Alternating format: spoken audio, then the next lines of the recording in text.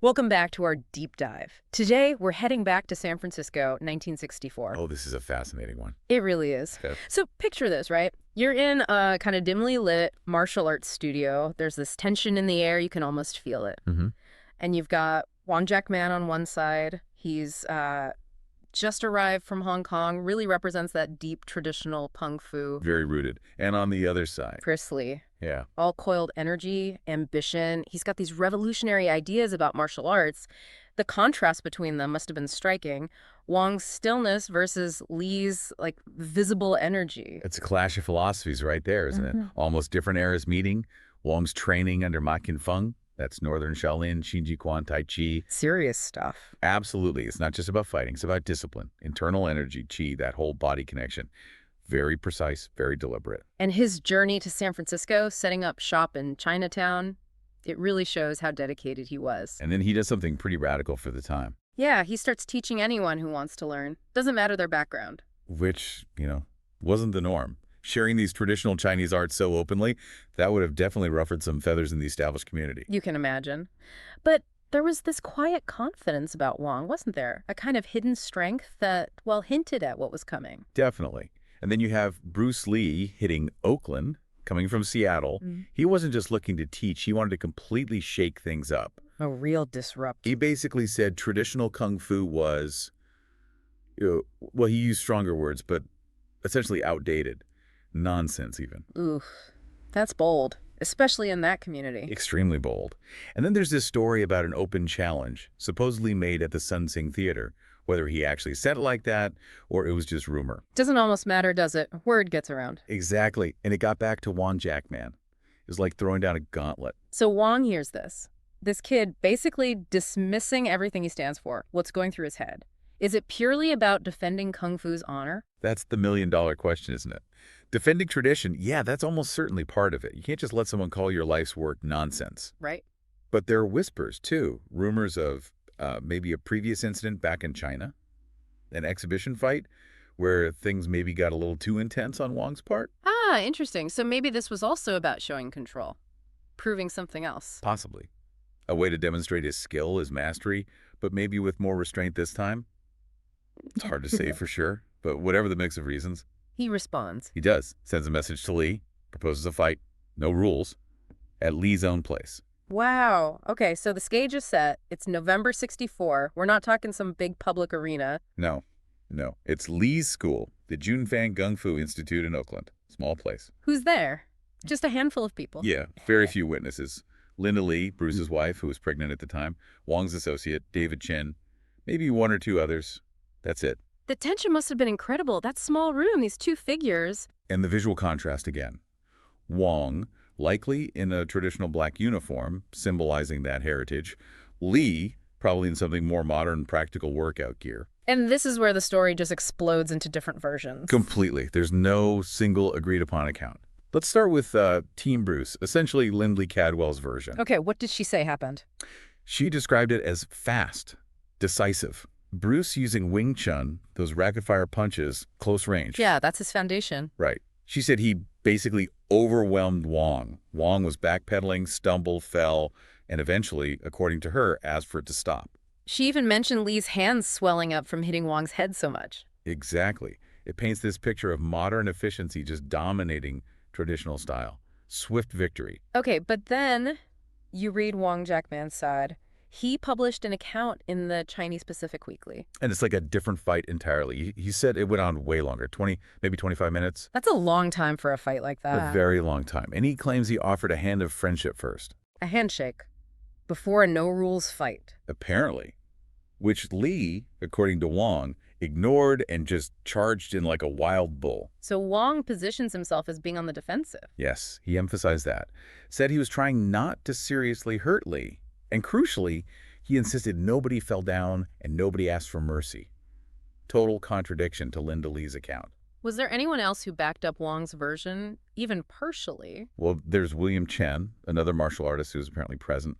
His take leaned more towards Wong's, suggesting it was closer to a draw, or at least that Lee got really tired, winded. Okay, so that adds weight to the idea. It wasn't just a quick knockout for Lee. It suggests traditional kung fu could absolutely hold its own. It definitely presents that counter-narrative. Yeah. Tradition wasn't just swept aside. But wait, there's another key witness. David Chin. He was Wong's guy, right? He helped set it up. He did. And his account throws another wrench into things. What did Chin say? Chin's version is dramatic.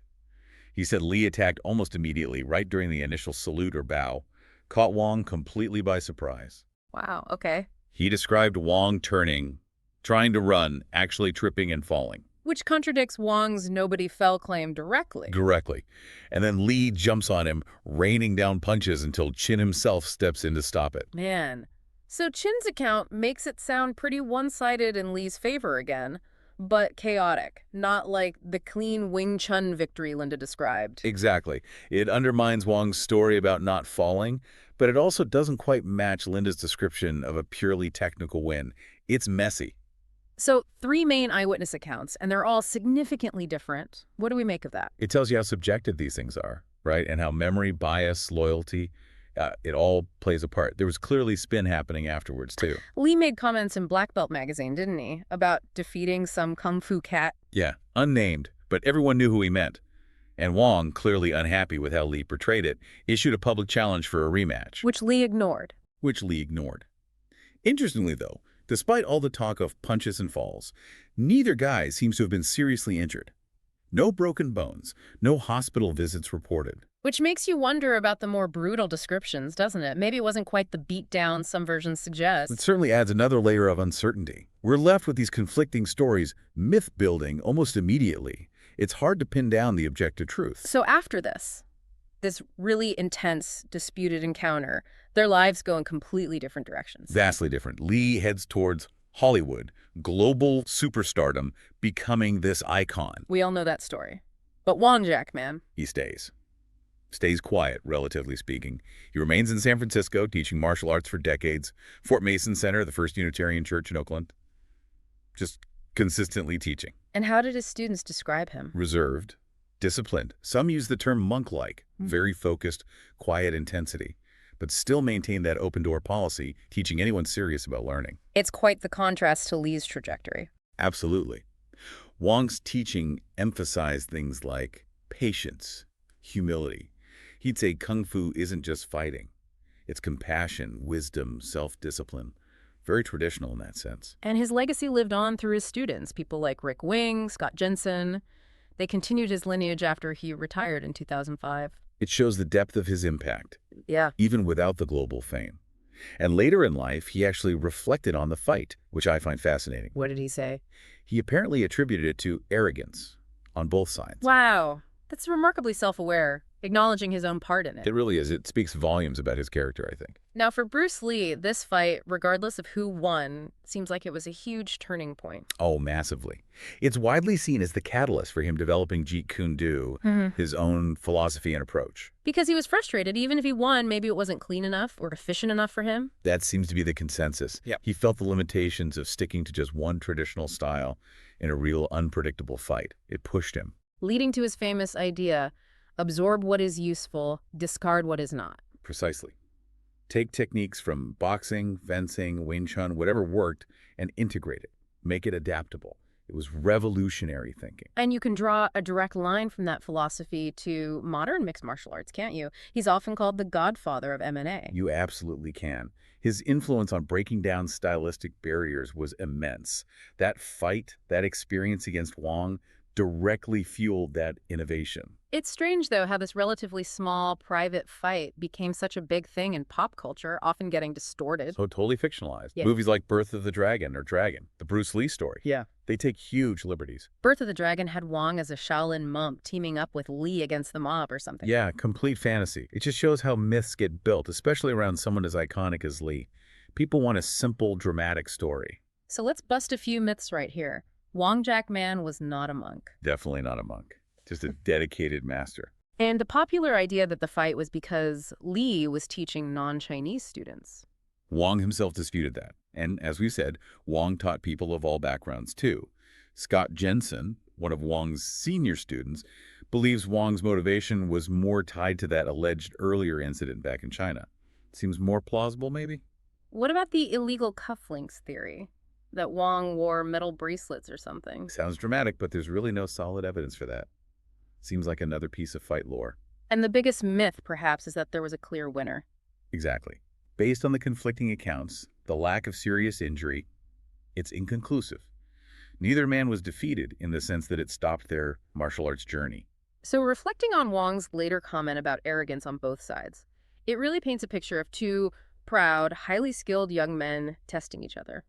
I think that's a very insightful way to look at it. Two masters, different philosophies, maybe some ego involved, leading to this clash. It makes Wong's quiet dedication afterwards even more remarkable, while Lee became this global supernova. Wong was like a lighthouse, steady, consistent, guiding generations of students in San Francisco. His impact was profound, just quieter. It really shows that making a difference doesn't always mean being the loudest or most famous.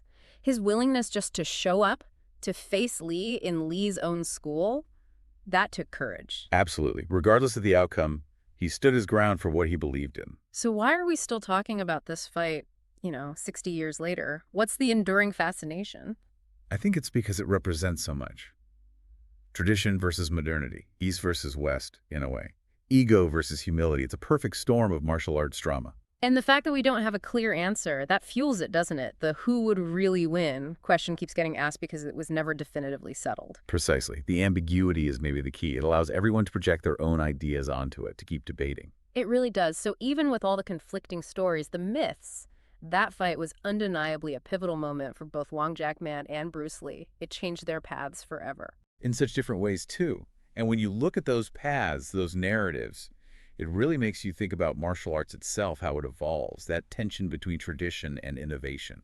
And it tells you a lot about the personalities involved, doesn't it? Their choices, their values, how they handled themselves before and after. Definitely. So, as you, the listener, think about Wong Jack Man and Bruce Lee, consider this final thought. Could it be that the very mystery surrounding that 1964 fight is what gives it its lasting power? That the lack of a clear winner forces us to keep exploring what they represented. Tradition, innovation, skill, philosophy.